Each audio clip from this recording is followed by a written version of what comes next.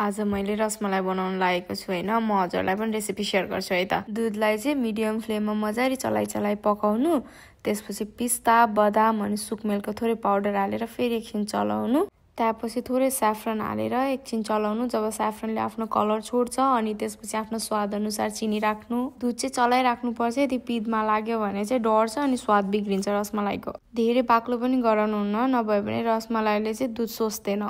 अब चाहिँ दुध फटाउने है। 1 लिटर दुधलाई मजाले उमाल्नुहोस्, त्यसपछि ग्यासको फ्लेम अफ गर्नु र 2 मिनेट जति दुधलाई चिसो हुन छोड्दिनु अनि बल्ल लेमन या फिर भिनेगर एड गर्नु। बिस्तारै उम्लिन थाल्छ।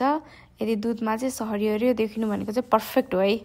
फाटेको दुधलाई चाहिँ छान्नु, छानिसकेपछि चाहिँ त्यो दुधलाई चाहिँ चिसो पानीले पखाल्नुपर्छ, लेमन या फिर भिनेगर फाल्नु पर्यो अनि बिस्तारै निचारेर केही गरुङको भाँडा लगाएर 10 मिनेट जति चाहिँ त्यत्तिकै छाड्दिनु पानी निथ्रिनको लागि।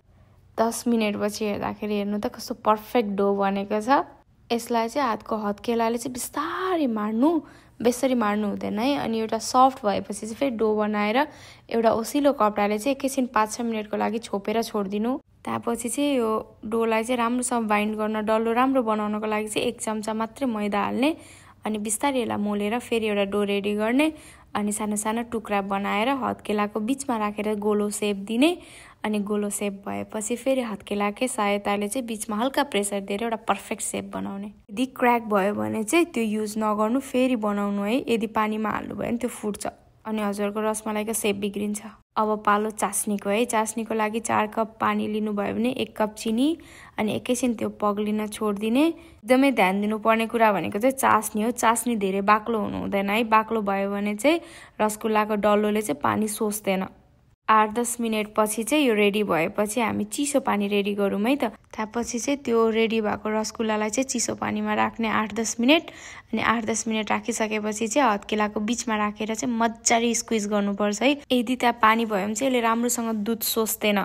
दुधमा राखेर दुधलाई छोप्ने, किनभने फ्रिजमा अरू खानेकुराको स्मेल चाहिँ दुध मलाईमा जान्छ अनि 3-4 घण्टा पछि दुध मलाई रेडी हुन्छ।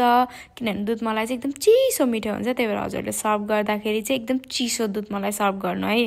मैले चाहिँ कहिले दुध मलाई कहिले रसमलाई भनिरहेको छु, यसलाई माइन्ड नगर्नु है, किनभने हामी चाहिँ यसलाई दुध मलाई पनि भन्छौँ, रसमलाई पनि भन्छौँ। मेरो दुध मलाई त रेडी भयो, अब म खान्छु अनि एन्जोय गर्छु। हजुर पनि बनाएर खानु अनि एन्जोय गर्नु है त। Thanks for watching. यसरी नै मलाई धेरै माया गर्नु अनि मेरो च्यानललाई लाइक, सेयर अनि सब्सक्राइब गरिदिनु ल।